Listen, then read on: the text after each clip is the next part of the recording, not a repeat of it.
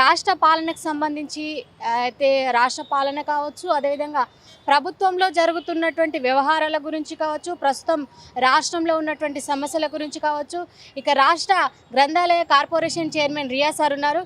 Sir చెప్పండి. నమస్తే sir. ఇప్పుడు ఎట్లా అనిపిస్తుంది మీకు నిజంగా ఈ సొసైటీని చూస్తుంటే, ఈ పాలన చూస్తుంటే ఏ విధంగా అనిపిస్తుంది? వాస్తవంగా భారత రాజ్యాంగం ప్రపంచంలో అద్వితీయమైన రాజ్యాంగాలు ఒకటి. ఆ నేపథ్యంలోనే పౌరులకి రాజకీయ స్వేచ్ఛ, ఆర్థిక స్వేచ్ఛ, సామాజిక స్వేచ్ఛని, సమానత్వాన్ని భారత రాజ్యాంగం అందించింది. రాజ్యాంగబద్ధమైన పరిపాలన జరిగినప్పుడు సమన్యాయం అందరికీ అందుబాటులోకి వచ్చే అవకాశం ఉంటుంది. కానీ ఈరోజు క్రమక్రమంగా ఏమవుతుందంటే ఈ ఆర్థిక సమానత్వం అనేది కొద్దిమంది చేతుల్లోకి పోవడం వల్ల పేదలు మరింత పేదలు, ధనికులు మరింత ధనికులు అవకాశం ఉంటుంది. అందుకోసమే మా ప్రియతమ నేత రాహుల్ గాంధీ గారు క్రిమి లేయర్ వర్గాలు ఏవైతున్నాయో ప్రయోజనాలు వాళ్లకు చేకూరదు, ఆ ప్రయోజనాలు సామాన్యులకు రావాలనే ఉద్దేశంతో భారత్ జోడో యాత్రను దేశంలో సమైక్యత కోసం, సంఘీభావం కోసం తీసుకొచ్చారు. కాంగ్రెస్ ప్రభుత్వంగా ఈరోజు తెలంగాణలో అందరికీ సంక్షేమ పథకాలు అందజేయాలనే ఉద్దేశంతో గౌరవ ముఖ్యమంత్రి రేవంత్ రెడ్డి గారు పదే పదే ప్రభుత్వ సంక్షేమ పథకాలను తీసుకొచ్చే ప్రయత్నం చేస్తున్నారు. అయితే ఈరోజు మీడియా రోల్ను కూడా మనం పూర్తిగా తీసుకొని మనం మీడియా రోల్ను ఇగ్నోర్ చేసే పరిస్థితి లేదు. ఒకవైపు మీడియా స్వతంత్రాన్ని మనం పరిరక్షించాలి, కానీ కొన్ని మీడియా సంస్థలు బేసికల్గా తమ్ముడేళ్ల విషయంలో కానీ లేదా మితిమీరిన అంశాలను జర్నలిజంగా భావించే క్రమంలో కొన్ని ఇబ్బందులు అవుతూ ఉన్నాయి. కాంగ్రెస్ పార్టీ ఎప్పుడైనా కూడా నికాసైన నిర్లాసం కోరుకుంటూ ఉంటుంది.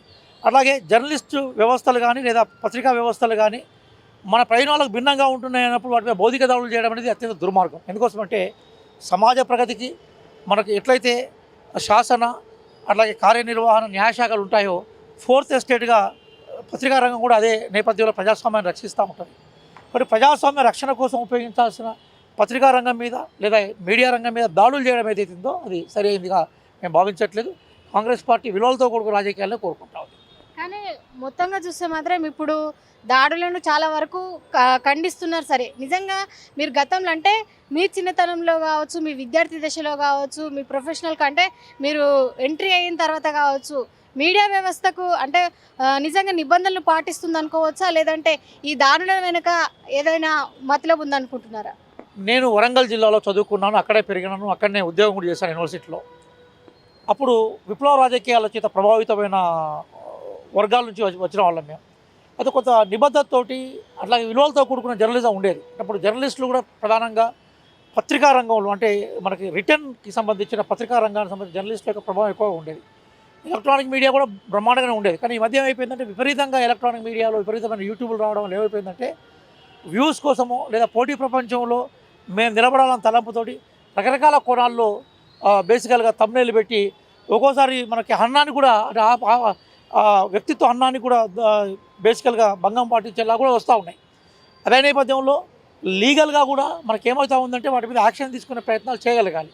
ఒకవైపు మీడియా తన స్వతంత్రాన్ని రక్షించుకునే క్రమంలో విలువలను పాటించాలి. అట్లాగే రాజకీయ పార్టీలు కూడా బేసికల్గా ఏంటంటే భౌతిక దాడులు లాంటివి చేయకుండా ఒకవేళ మీడియా తమ విషయాలకి వ్యక్తిగత విషయాలకి అన్నాన్ని పాటించినప్పుడు లీగల్గా అప్రోచ్ అయ్యే ప్రయత్నాలు చేయగలగాలి.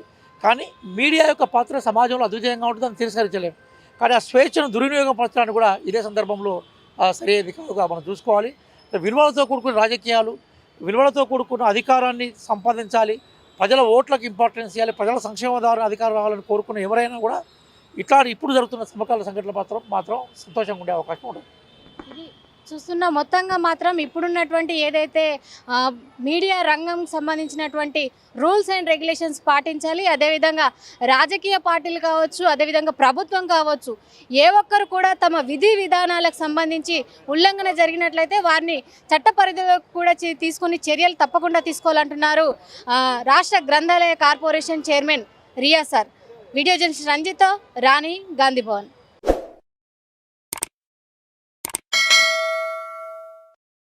Hi friends, thank you for watching this video.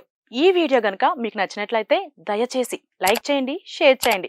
ముఖ్యంగా మా ఛానల్ 24/7 న్యూస్ టీవీని సబ్స్క్రైబ్ చేసుకోండి.